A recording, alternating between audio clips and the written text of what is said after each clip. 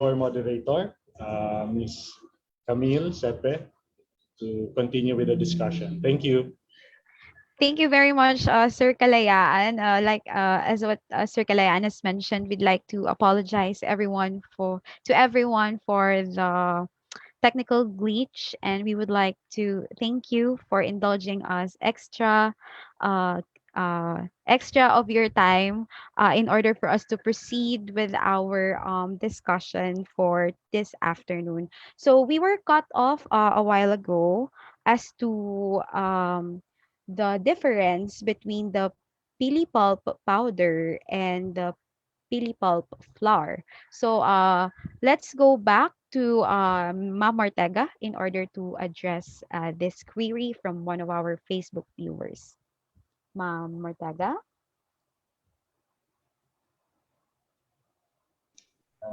Excuse me, Ma'am Camille.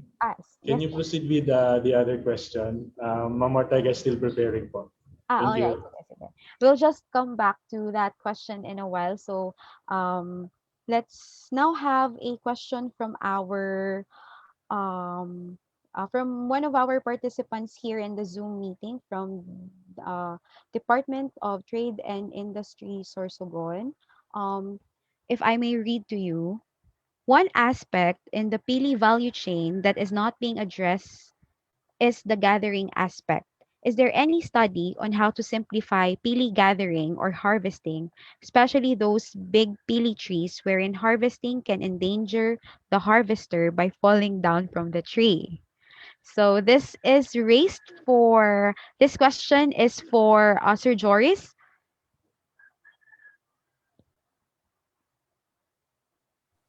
Okay. So far, wala pang mga pag-aaral sa ngayon. Although, sinasuggest na po yan ng mga payo natin. Kasi yun nga, very risky sa parte ng mga farm workers na manumano. Pero to come up with a mechanical or mechanized harvesting, mukhang mas malabong gawin. Kasi karamihan ng mga pili nasa mga bundok. So, kung meron nga sanang mga pili na nasa baba, pero mahirap pa. Kumbaga sa it would not be very cost effective to come up with that. Dahil in terms of investment, mas uunahin na muna yung nandiyan na, dumarating na yung raw mats. So, siguro ko, may dapat tumutok sa pag-aaral tungkol doon sa mas very effective at safe na pag-harvest. Pero sa ngayon, wala pa pong mga initiative tungkol sa bagay na yun. May mga suggestion pero up to this time, wala pa pong nangyayari. Thank you very much for that, Sir Joyce. So, Sir Maynard of DTI Sorsogon, I hope he was able to answer your query regarding pili gathering aspect. Thank you. Thank you. All right. So, I guess Ma'am Ortega is now ready to answer one of our viewers' query regarding the difference between pili pulp powder and pili pulp flour. And you would also like to invite any from the team of researchers from Catanduanes State University. If you could also share your insights as to let's say, value proposition of the pili flour versus the pili powder. Thank you. Yep. Good afternoon, Ma'am Cecil and the rest of the group. Thank you for throwing to me the question. Now, the product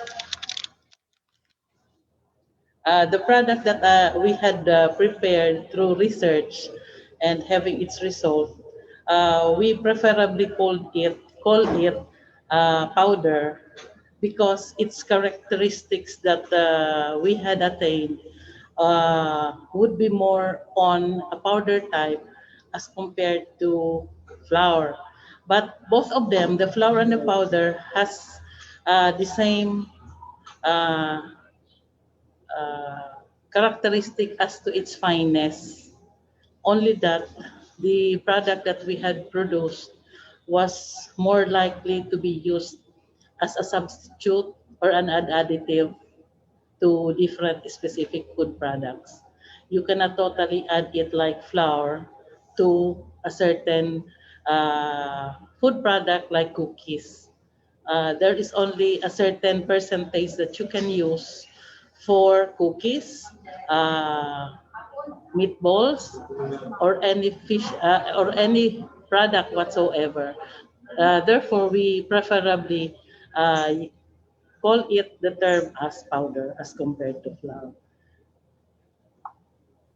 And to add more, its characteristic as to its white color of the flour, we had not attained it. It is more on a brownish color. Kaya we call it powder. But both of them are fine and texture of softness similar to flour. Yan po, Ma'am Cecil. Thank you very much, Mom Gisela, for enlightening us as to what separates pili pulp powder from pili pulp flour. Now, if I may invite Ma'am Tugay from Catanduanes State University um, to differentiate or enlighten us as well as to what separates naman pili pulp flour from the pili pulp powder.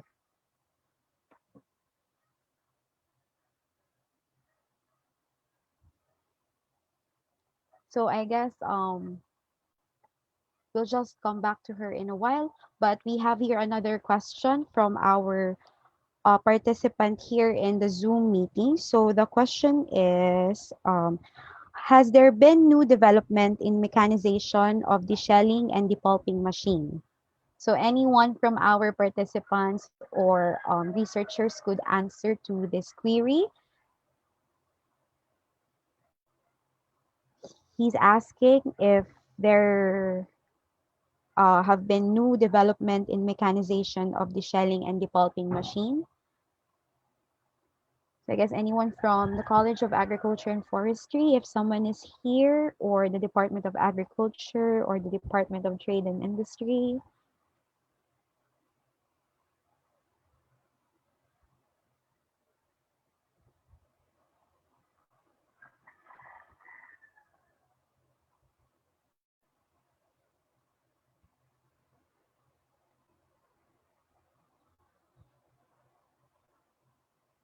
So I guess there will be no participant from the Zoom meeting to enlighten us as to the recent developments of in terms of pili depulping and deshelling machine. So we will just go back to that and we will just go back to that query in a while. So let's now have another No question participant here from the Zoom meeting to enlighten us as to saan available ang pili pulp or pili depulping milk and for our deshelling backyard machine. livestock So we will racers. just So they're asking if go back where to they that can avail and this we will just go back pili to that pulp query. meal for livestock.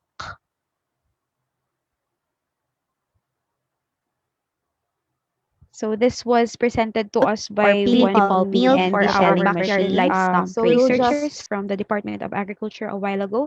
So if you could share to us where our viewers could avail of these products also. Good afternoon. Good afternoon po. The Philippa meal Mhm. I used was coming from the group of farmers in Bulusan who are processing Philippa oil. So there are some groups of farmers producing the Philippa oil, and they can get the Philippa meal from them, or from the backyard owner ng mga pilipulp, they can process the pilipulp. So I do not know by this time if the group of farmers where I bought the undefatted one is still existing in Bulusan. Sorsogon. I do not know, Sir Juris, do you have any information? Sir Joris, go ahead po, and also please, if you may also address the query of one of our viewers regarding the depulping machine, or Okay. that will help deshelling and depulping of pili. Thank you very much. Okay. Last year, I think before the pandemic, there are about 2 meetings I attended. One was in Biscas and one with a group of Bishird, with a group under the leadership of Dr. Martin Baleras. And we explored already the pulping machine. Some agencies and schools, private schools, are already in the product prototypes construction of equipment. And during the presentation, we provided some suggestion as to enhancement of the prototypes. And I really already raised the issues to them that when they design those equipment, they should invite us so that we can help them enhance the capability of the product prototypes. But right now, there is no commercial equipment available. However, during the last summer, I already talked to the head of Bicol University Mechanization Development Program, and sabi niya, it was affected by pandemic. So medyo nag-slow down sila. Pero as soon as na maka-recover na, or sabi niya, this year they will start the program for enhancement of product prototypes for the pulping, the husking. Pero yung the shelling, meron na pong commercial equipment na available, and Melinda, you can share to us the design. Also, J. Emmanuel of Kamsur, they already had several equipments used for the shelling. It's a very effective. It's the design is almost hydraulic, just like in the farm of Cojanco plantation. They also use the same equipment, pero medyo crude pa nga doon sa grupo ni Cojanco kasi di pedal. Pero for Kamsur, for Bicol, they have the pneumatic type. It was sponsored by DTI way back 5 years ago. And very effective po. Di na kailangan yung manuman. For the depulping, there is already initiative done by Bishird and through the leadership of Martin Baleras. As to another equipment developed by Bicol University Engineering Department, they have the activated dehydrated or dehydrator, double powered dehydrator. They also have the prototypes. So if you are interested, you can contact Dr. Lester Narvaez. He could show you the prototype machine.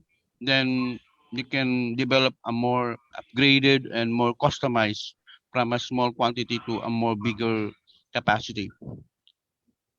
That's for now.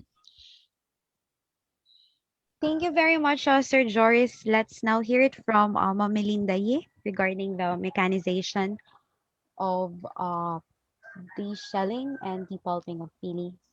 Okay, good afternoon. Actually, sa Leslie Pili po, meron ng depulping machine and nutcracker. Sa depulping machine, that was siguro from DA, galing yung sa DA, care of Tropics or Colby, the fabricator. Although okay naman, kailang may mga dapat iaayos pa. Separation of pulp and pili with shell, talagang okay na. Kaya lang, sabi ko nga, i-improve pa ng kaunti sa depulping machine. Now, for the nutcracker, may available kaming nutcracker, yung parang more on manual pa rin, pero maganda ang effect or maganda ang result compared to that TILAD system na pag sa TILAD system, ang kernel po affected, usually palaging affected yon, so nasusugat, so that will be the entrance of some pest or ano. Ngayon, yung nutcracker namin, sa ngayon, although manually processed, kailang ang pinaka, sabi ko maganda doon, ang kernel po bilog na bilog. Walang sugat na ano yan, walang sugat na ano ang kernel. So, sabi ko mas maganda yon compared to sa TILAD system, kung ikikumpara ko, parehas ang ano ba yan, ang result. Say, ang TILAD system, ang isang tiga-tilad, 1 sack per 1 sack, that is 260 kilos. Usually sa bakon po, nakakatilad sila, made of, yung bolo lang, 5 sacks every day. So kami, doon sa nutcracker, ako ang mismo ang nag-operate or naggagawa. So same ang efficiency. Sabi ko same ang efficiency. Kaya lang ang doon sa nutcracker namin, bilog na bilog ang kernel, walang sugat. So yan ang medyo magandang ano yan. Regarding sa yung pulp, diretso na yan. Source ng pili pulp, care of Dr. Pequeña, if I'm not right. Okay. Sa ngayon po, Leslie Pili, marami po kaming pili pulp, defatted, and pili pulp, we call that pili pomace, wala na po yung oil, kasi regular kami nagpa-process ng pili oil, pili pulp oil, so dalawa. Kung may gustong mag-order, pwede po kami sa pili pulp and pomace. Pili pomace, available po yan sa Leslie. Kaya yung may request kung saan makakakuha. Sorsogon City po ang Leslie Pili. Just contact us. We will provide you kung ilang kilos or ilang tons we can provide po. Thank you. Thank you very much, Mommy, for sharing to us your insights as to the mechanization and likewise providing us your information as to how our viewers could reach out to Leslie's Pili products. Now we have here one comment from our partners from the Department of Trade and Industry, from Ma'am Merla Cagia. So according to her, under the shared service facility projects, we have a manual pili cracker for dishelling. So, yun po. Sorsogon City. Yes po. We now come to the next segment of our questions from our viewers. So I guess this one is addressed for our partners from the Department of Agriculture. So what are the requirements if an organization or individual wants to apply for Pili Nursery or as a Pili Nursery?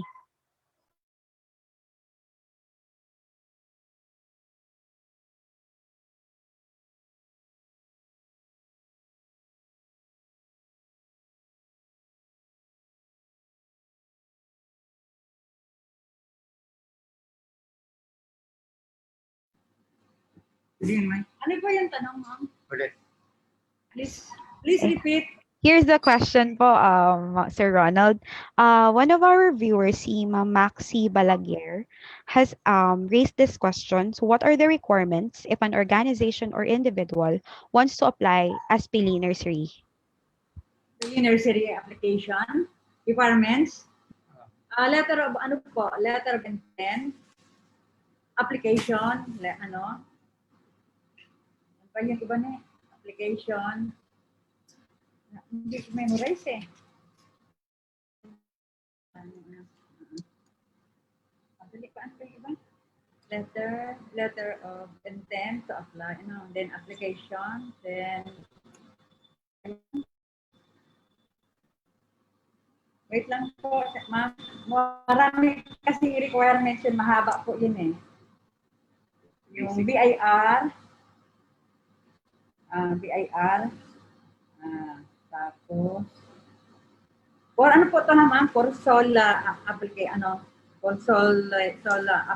yan, proprietorship o single, ano po.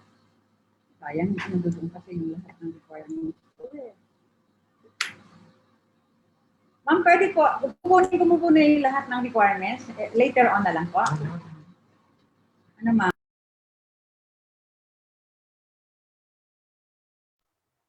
All right po, Sir Ronald and our friends from the Department of Agriculture will just come back to you in a while as you gather the needed requirements and procedures for Pili Nursery accreditation. Yes, po, ma'am. Or I guess it will be best if you could also provide our viewers with the contact details as to how they can reach you in order to facilitate of faster getting of requirements and knowing of procedures should they decide to apply for accreditation. All right, so Okay, ma'am. we'll just go Yes, back to ma'am. you in a while. For the sake of Ma'am, our added info. viewers, sorry. Added info, ma'am. Added info. Para mas yung mga details na masagot po namin yung queries, we have a Facebook page, Albay Research and Development Center. Pwede po sila doon mag-comment. Pwede natin pong mabigay yung full details ng requirements. Kasi medyo mahaba po yun, ma'am. So, may Facebook page po kami. Open po yon in public. So, para ma-address po namin. Andun po na ang full details and contact number ng ating mga technical experts. All right, sir, we got this. So for the sake of our viewers who's asking or who's wondering as to how they can get their Pili Nursery accredited, please do not hesitate to message the Department of Agriculture, itong office po ni Sir Ronald, for more details and information for the accreditation. And I guess without hesitation, they will respond to your queries. So all right, let's now have a question from one of our viewers also. How much is the grafted seedling of pili? So anyone from our participants could respond to this. How much is the grafted seedling of pili? Ang price po nag-vary, dalawa po yan. Pag yung tinatawag namin na selected cultivars, BPI po yan, price ceiling is 61 pesos. Then pag varieties natin is 74 per grafted. Yun po yung Liza, Magnay, M. Orolfo, Mayon, Lanusa, and Herbacea. That's 74 pesos per tree, per grafted. All right, sir. So again, that's 74 for grafted for Lisa, Yes. Magnay. Other one is 61 pesos. All right, and another one is 61. So we have here a comment from Sir Joris. Take note, it is a Facebook account. So for our viewers, everyone, so it's a Facebook account. Please just search on Facebook Albay Pili Research Station of the Department of Agriculture for your queries on the accreditation of your nursery. So I guess this is the last question for today's investment forum, ladies and gentlemen. Just another one before we all part ways. Is there available technology para mapatagal ang pag-stock ng pili with shell or lagting for the lean months? So, Ma'am Melinda?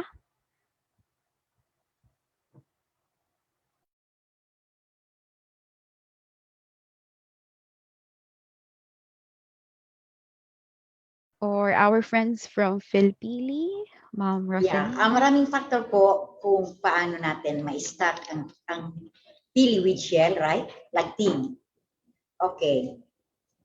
Ang number one, dapat ang pili natin, the pili drupe is the matured one. Yung bagay, yung black is something, purple. Yung hinog na. That is one factor kung paano natin ma-extend or ma-start ang pili. Number two, dapat po we can use plunging or we use the depulping machine Pero sa akin pong opinion, much better sa depulping machine kasi dinidepulp po ang pili drupe or the fruit, walang involved na hot water.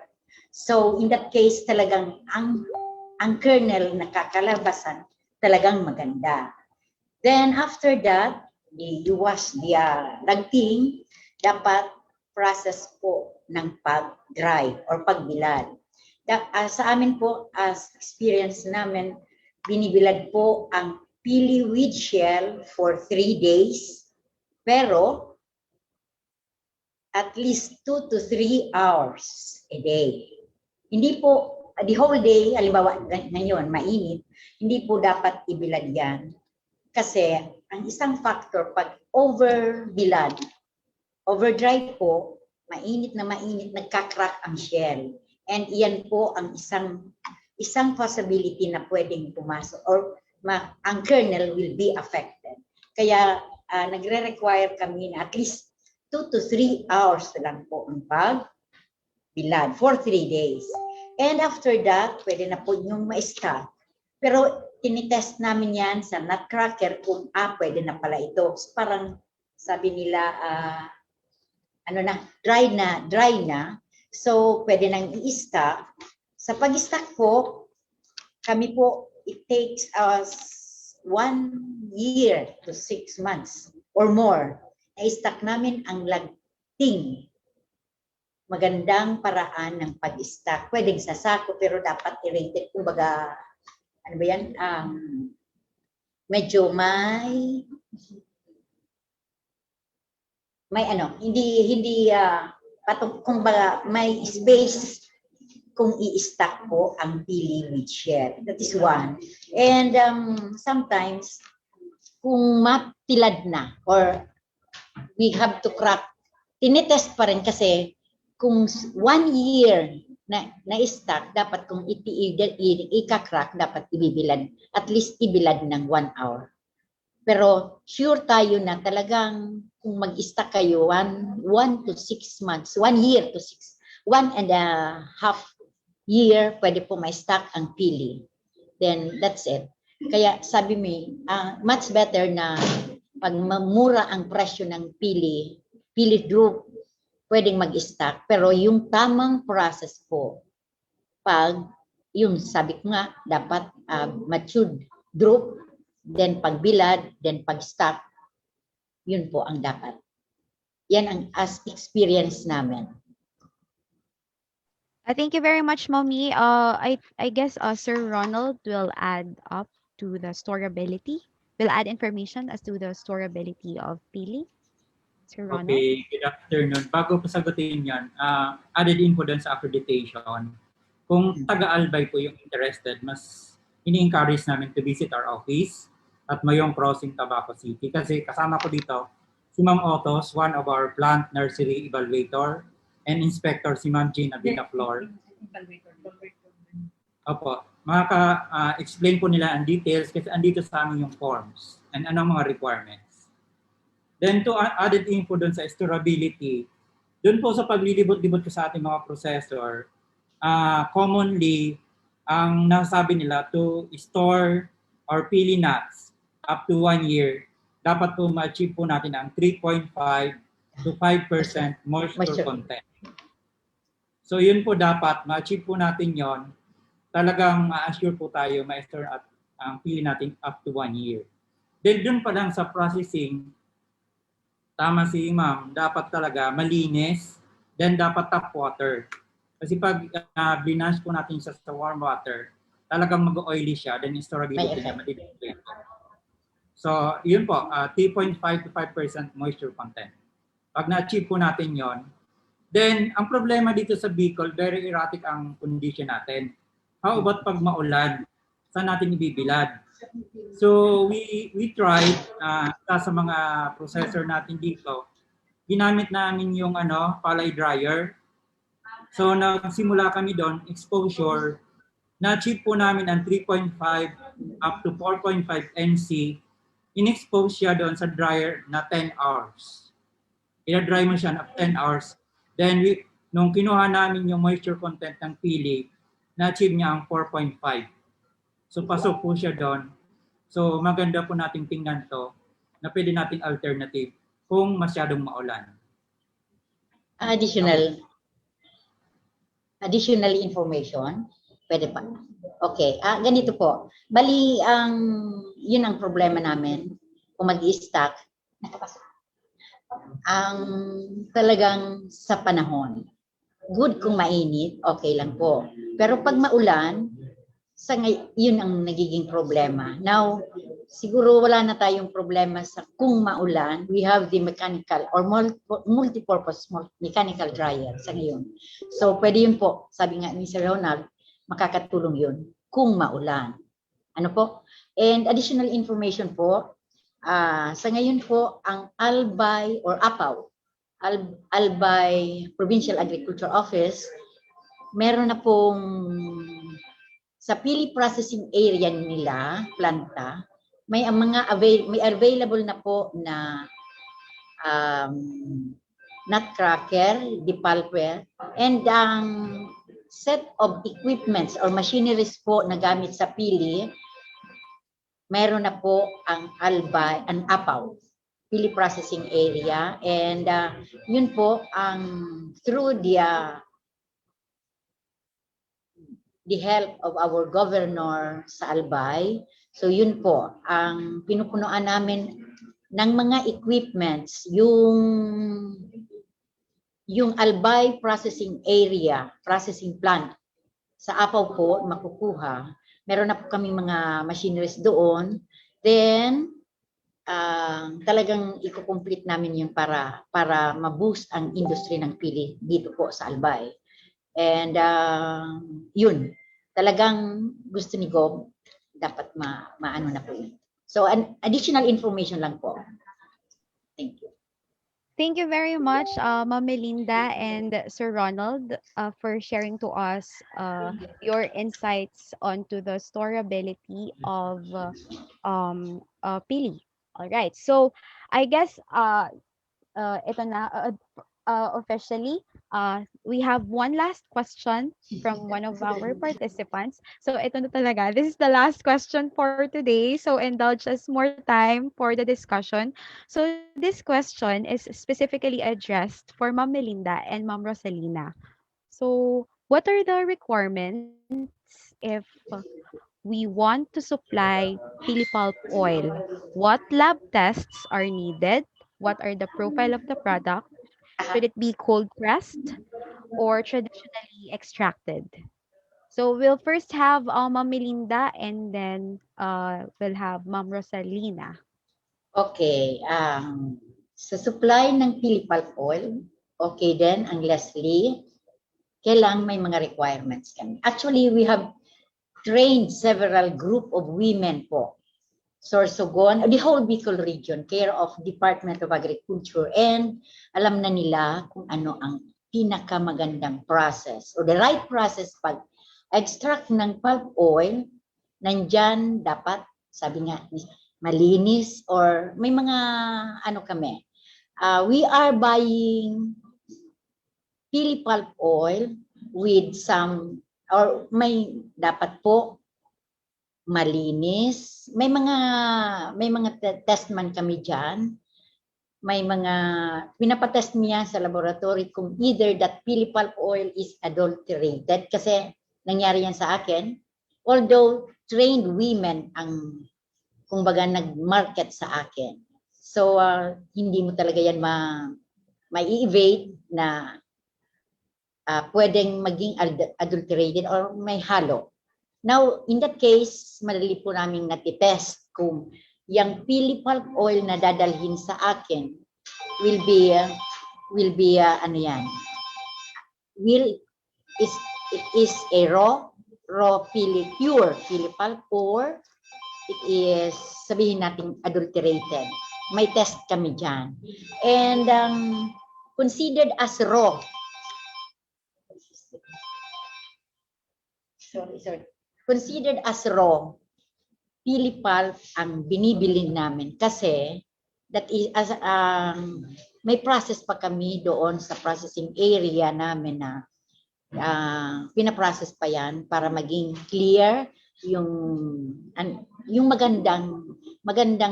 magandang result na po sa PAL. Maganda na po ang i-out.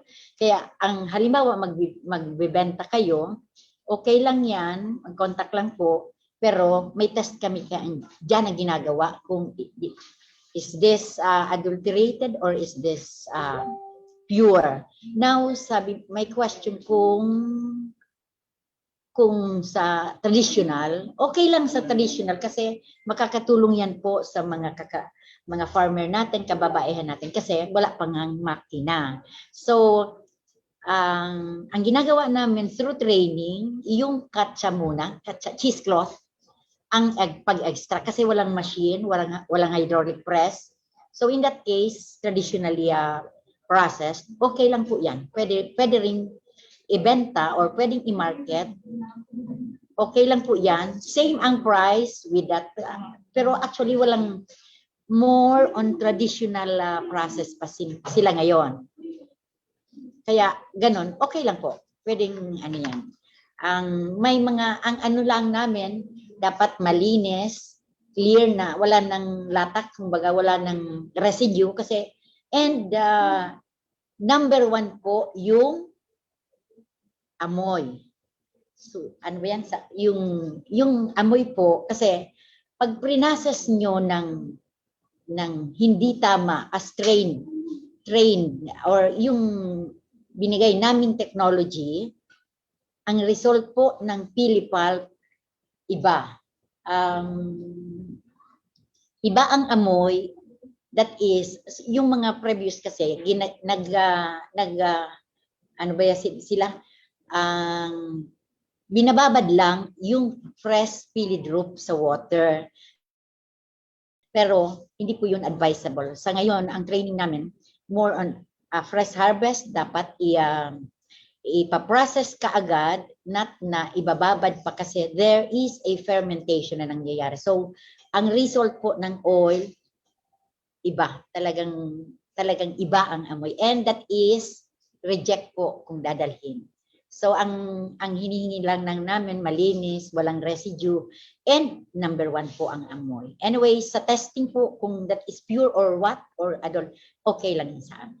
Kami na we are buying raw Pilipal, pero with our requirements na dapat ganon. Hindi yung amoy. Okay.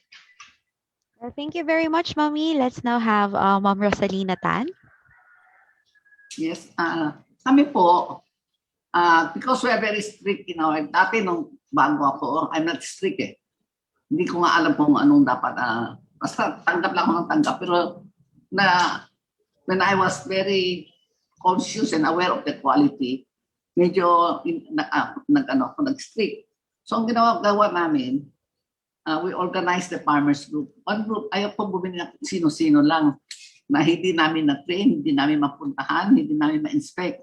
So we have a group of isang community na in a radius of gano'ng kalaki. Tapos may leaders sila doon na he will be our mata namin. Control niya lahat na may quality control. And we also train them. We like to train them on the way we want it to be done. Saka may quality kami tinitignan. We always have it analyzed muna bago namin tinatanggap. May analysis kaming ginagawa. May testing kami ginagawa. Kung okay siya, saka na namin tinatanggap. We organize them, we train them. Saka the way they harvest, kasi karamihan diyan, sarili nila yung tree. Sarili nila, hindi sila bumibili sa grass. So, binibigyan namin sila ng net. Sabi, kung nag-harvest kayo, please don't let the fruit fall down on the ground kasi minsan nako-contaminated. So may net under. So yun ang kinukulit nila. Yun ang inaano nila. But eventually, actually sa tagal ko na dito, we already spent so much in research, Ang balak namin kung talagang makaano namin itong grupo ng farmers, we will help them to mechanize the litter. Ngayon medyo hindi sila mechanize pero we help them eventually, kung talagang lumaki na yung market, we will help them to mechanize. Yun ang quality lang namin, number one. Hindi pwedeng yung amoy. Number one, tingin namin yung amoy. Tsaka nisa sa coloring. Yun ang unang testing namin. Tapos, we subject ito laboratory testing. Yung FFA, yun ang unang tinitignan namin. Yun, kasi kung mataas, that means ang water content mataas. Ay ayaw namin yun. Yun ang nakakos ng rancidity. So yun lang. Pero eventually, alam mo, everyone is on the ano pa eh. Kapa-kapa. Sabi, I think we come a long way. Kasi strict yun sa amin eh. Hindi yung cosmetic, and for export, we have to be very strict. Sometimes we send our samples abroad pa. Yung oil lang. DOST matagal. Hinaabot kami ng 1 buwan bago makuha yung analysis niya. So we send it out to Singapore. Minsan pinapadala ko pa nga sa sa Turkey. Mas madali pa sila. Minsan pinapadala ko pa sa Turkey para yun. Analyze. So, yung videos, namin. Kami una, very quality conscious. Kung hindi umabot sa quality, talagang hindi namin ilalabas yan. Tinatabi namin, and I was still thinking, kasi marami ako na-reject. Nakawawa naman yung farmer. Kasi paano nila iuwi yung reject? Iniisip ko kung ano pa magagawa ko dun sa mga reject na yun. Nag-isip pa rin ako, dapat ang natin, mga research center natin, mga university, they should come up with marami pa magagawa. Alam ko pwedeng gawin motor oil, ang dami pa pwedeng gawin eh. Wala lang ako time. So, kaya yung research center natin, mag-research na rin sila kung yung mga reject oil, anong gagawin. Marami akong naisip na pwedeng gawin. Siyempre, hindi naman yung linya ko. Pwedeng gawin daw ng pang-polish, pang-research, marami pa ibang pwedeng gawin. So, nasa tayo kaya sinasabi ko, we have not yet reached the tip na lang tayo. Nag-umpisa pa lang, marami pa tayong research na dapat gawin. Yun ang number one. Pero ngayon, very open ang DOST, di ba? Marami na silang funds. Dapat ma-funding nila itong mga university natin na with equipment, yung mga modern laboratory equipment para ang quality control kaya natin lumaban sa ibang bansa. Yun lang. Basta yung mga partners, piling-pili ako kasi kailangan word of honor. May word of honor, yung salita nila, hindi sila magpapalusot kasi yun di ba, siyempre nagpapalusot, ayaw namin ganun. Yung may trust and confidence doon sa mga supplier namin. So yun, that's the best way. Yun lang po yung na-organize namin yung grupo. Yung talagang makadog kami ng trust, na-develop yung trust sa amin. And we also give a very fair price. Hindi namin binabarat yung farmer. Kasi naisip namin malayo, mahirap. Tapos siyempre, we have to, everybody happy. Dapat masaya din sila. Kumikita rin sila. Kasi kung di sila kumikita, anong gagawin nila sa product? Haluan nila. Di ba? So that's it. Yun lang po. Thank you very much, Ma'am Rosalina. Now let's have Sir Joris for the last sharing as to the how to keep up with the quality requirements of pili oil. Okay, just for the information of everybody, katatapos lang ng isang focus group discussion at the same time workshop on the pili pulp oil product standards. Sinusulong po ng samahan ng Pilpili na matulungan yung mga local processors na may angat ang quality ng oil na kanilang napoproduce. At ito ay magagawa lamang sa pagkakaroon ng masusing pagtingin at pagre-review ng mga pamamaraan. Kasi bagamat sinasabi nila na meron na tayong pili pulp oil standard, ang hindi po natututukan yung pamamaraan. Sana magkaroon tayo ng isang standard sa pamamaraan ng paggawa. Kasi kung iba-iba po yung gawa, iba-iba yung pamamaraan ng paggawa, I'm sure iba-iba rin po yung quality na magagawa. At mahirap abutin yung sinasabi nilang standard ng oil. So nakatapos pa lang po kami ng um, isang steps para sa ganoon ay may susunod pa pong pag-uusap at pagkakaroon ng pag-uugnayan sa mga may kadalubhasaan sa ganitong bagay. So makakaasa po kayo sa industriya na we will post an information sa mga updates tungkol dito. Thank you very much, Sir Joris, for that. For the Pili processors, PhilPili is here for the needed support that you may get from them. As a response to Ma'am Rosalina, Dr. Marisa Estrella has posted a comment on our Facebook Live. In the Pili Nicer program, we prioritize the project on geomapping and farm profiling, genetic characterization, production of quality seedling materials, and cultural management, pest and disease and biofertilization studies in order to respond to that issue that we really lack standing pili trees, which will provide the raw materials for the different products from pili.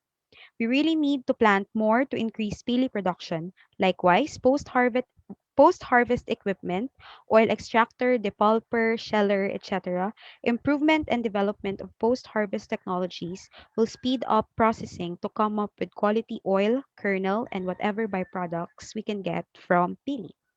So that concludes our investment forum for today, and we would like to thank everyone for generously and selflessly sharing your insights to our viewers and everyone who's here on the Zoom meeting.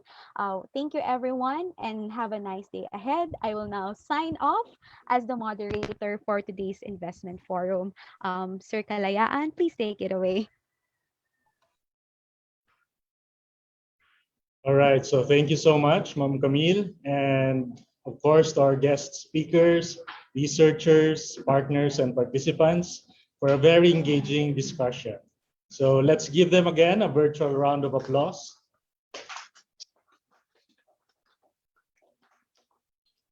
So if you want to get in touch with our pili experts and entrepreneurs, we are providing you with our contact details flashed in your screen.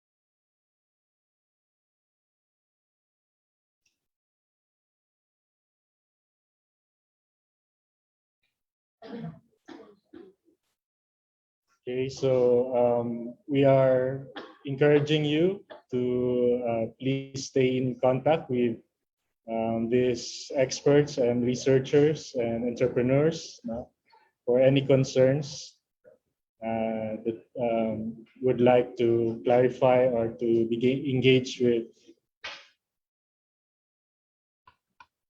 And of course, also in addition, the Facebook page of the DA, ARDP. Please visit them. All right.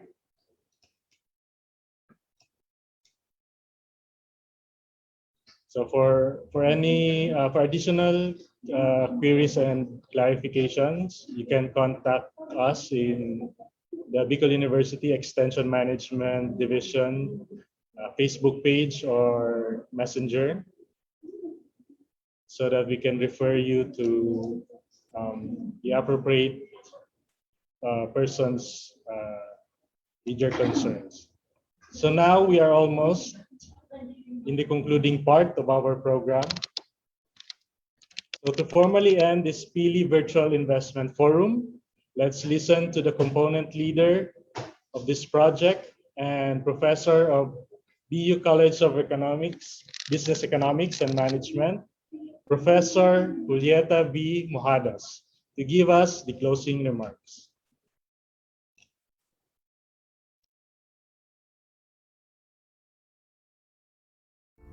Congressman Edsel C. Lagman,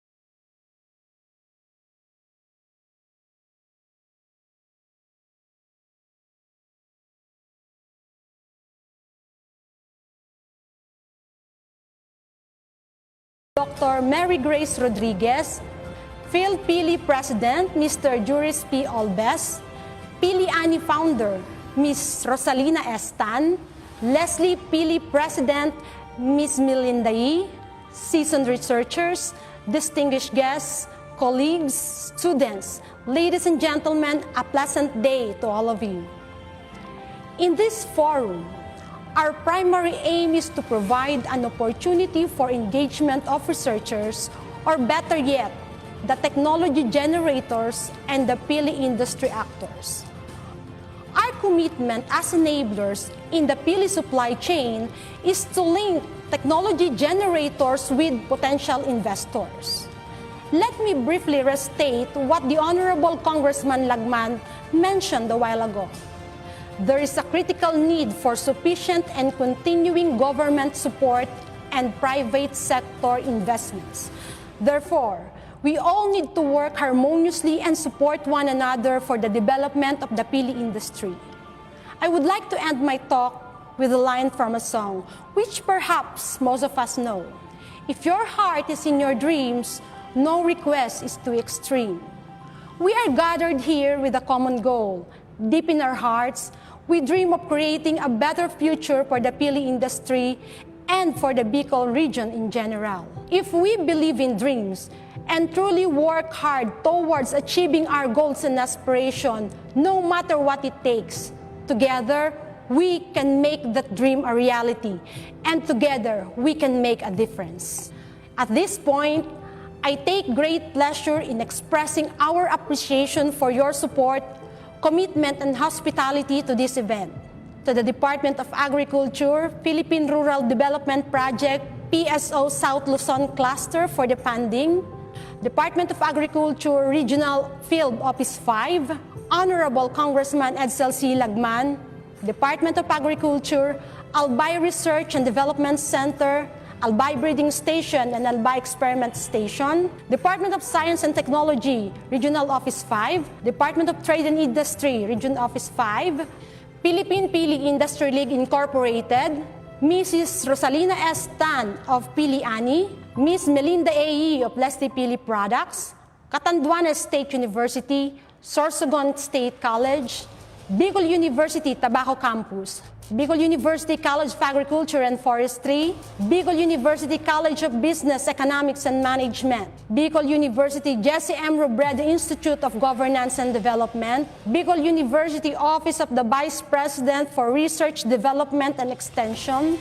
and Research Development Management Division, Bicol University Extension Management Division, Bicol University Office of the President and Communication and Public Relations Office, Head and Staff, Bicol University Information and Communication Technology Office, Bicol University Office of the Vice President for Planning and Development and Business Affairs Office, our colleagues, students, and all participants, Diyos Mabalos. Let us continue to forge better dreams with innovation and passion in our future endeavors. Thank you.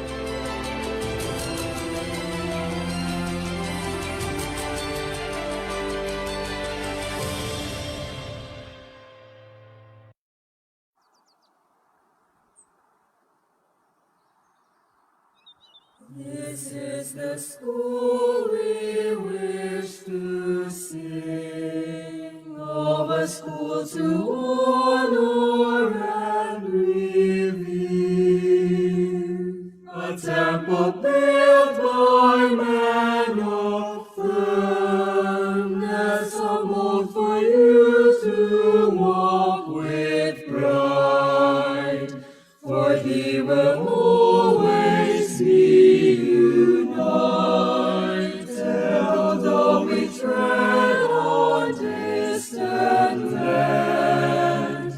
We all shall cherish what you've taught us, that you